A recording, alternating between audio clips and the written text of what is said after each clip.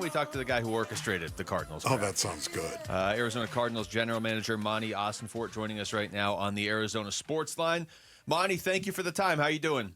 I'm doing good, Luke. I'm really appreciate you guys making time for me. Wolf, good to talk to you, man. Usually we're doing this on Fridays in the fall, but man, what a special treat! I get you here in late April. So excited. Oh man, I really appreciate that, Monti. Just start with the draft overall. How did this draft compare to your first two drafts personally?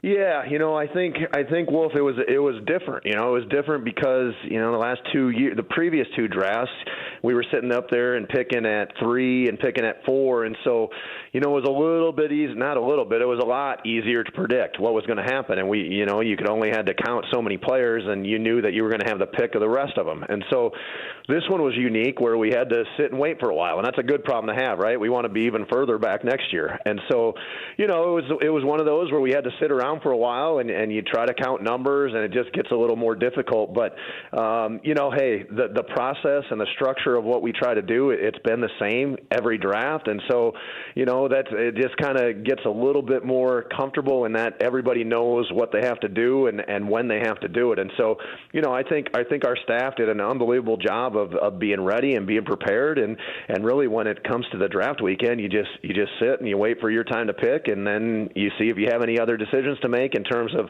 moving around the draft board, and if you don't, you pick a player. And so that's really how it worked out this year, and I thought our staff did a great job of being ready for it. Monti, when we were going into round one, I was really hoping you guys would have a chance to get Will Johnson, and then we were kind of like, yeah, he probably won't be there at 16. You got him at 47, so were you surprised he's there? Like, what do you expect from him right out of the gate? Yeah, Luke, I think that's a prime example of you think that the draft is going to go one way, and then you just never quite know, because 31 other teams have boards that look different than ours. And so, I think for us, you say nothing surprises you. Well, you just be ready to, when your number is called, like you be ready to, you look at your board and you see who's available and you make a pick. And so for us, when Will was available to take at 47, we were excited to turn his card in. We had an opportunity there to drop back and move around and move back in the draft, and we decided that it wasn't worth it. That we were excited to add Will, and for us, and expectations of Will are for him to just come in and compete and earn a spot on this team and earn a role, earn the trust of his coaches and his teammates, and just do what he's done his entire career at Michigan. And so excited to get him and the rest of the rookies in here in a week to start the process of doing that. So, Monti, is it safe to say that the injury concerns surrounding Will Johnson, you expect him to come in and be ready to go from the get-go?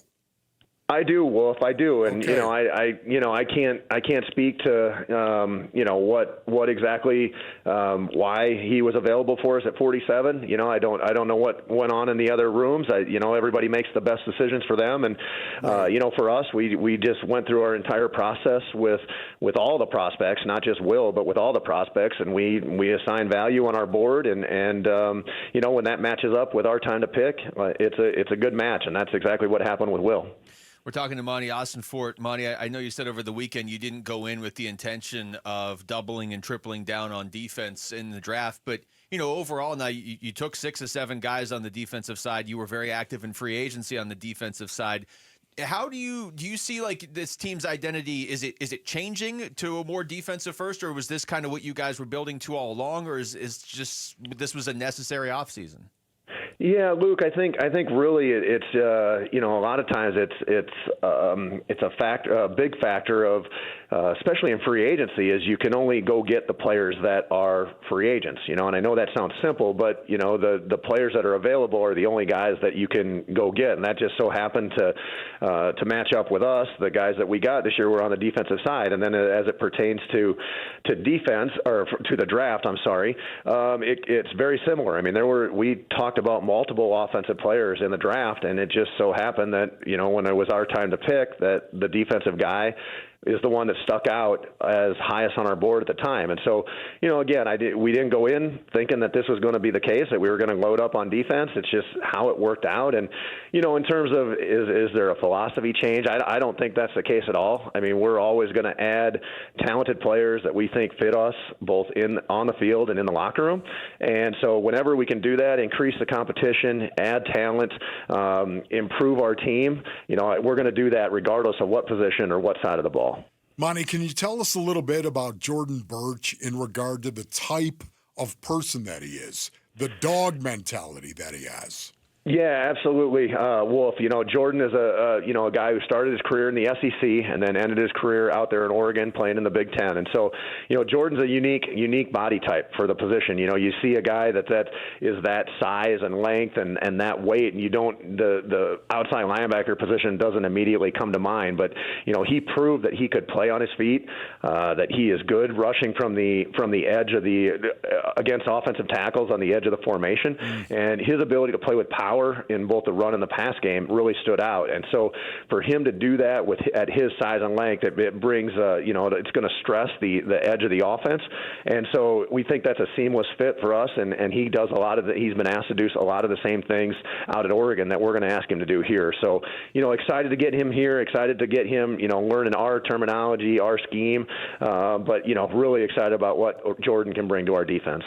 Talking to Monti Ossenfort. Monti, in the fourth round, you guys got Cody Simon, the linebacker out of Ohio State, and you've had in your first two drafts already a lot of success in these middle and late rounds. What can you tell us about Cody?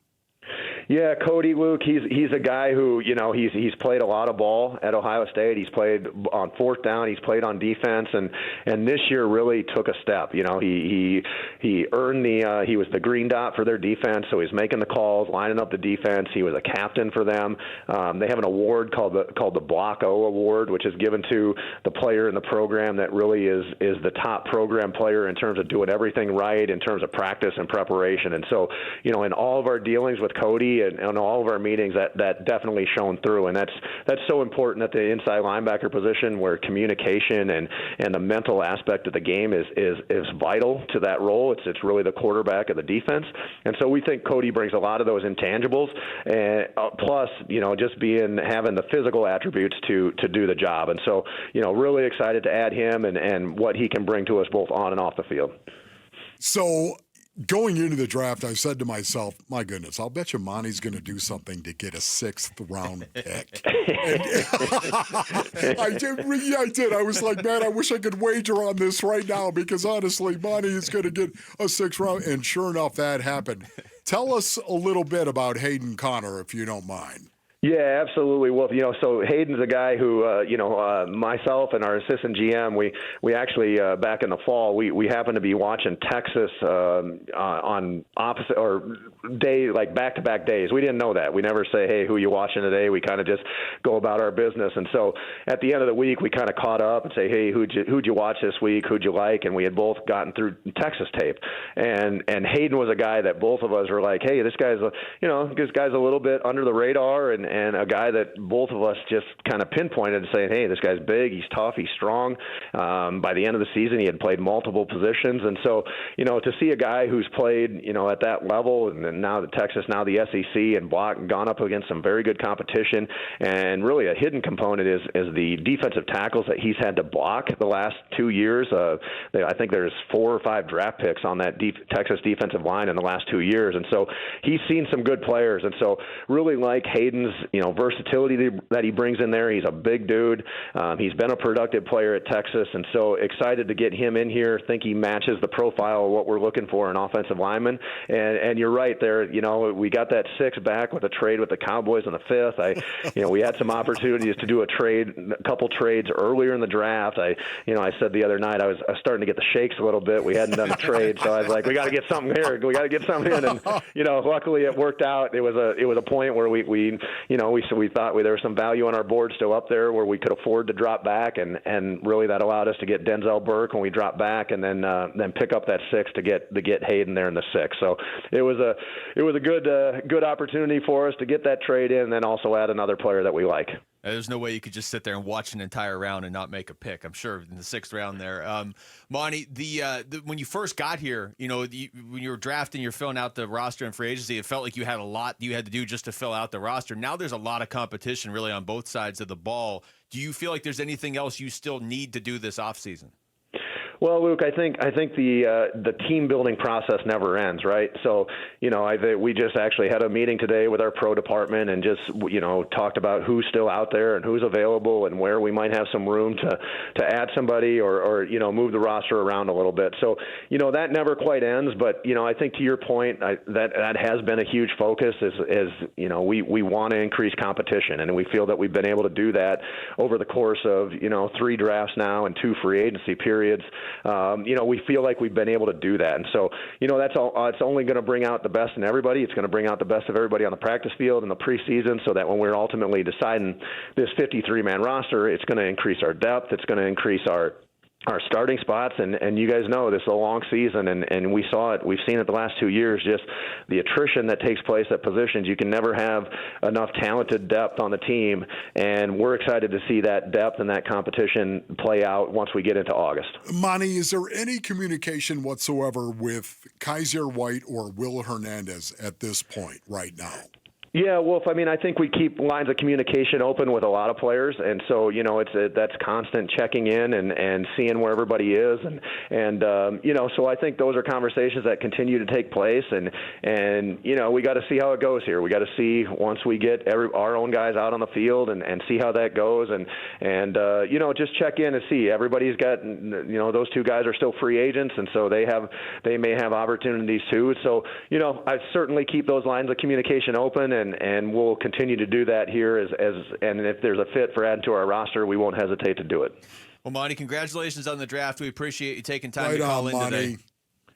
You got it, guys. Appreciate it. Thanks for everything. And it might be a little bit, but I can't wait to get back on the horn with you guys and chop it up a little bit. Sounds right good. on, Monty. Thank you, buddy. Man. Thank you.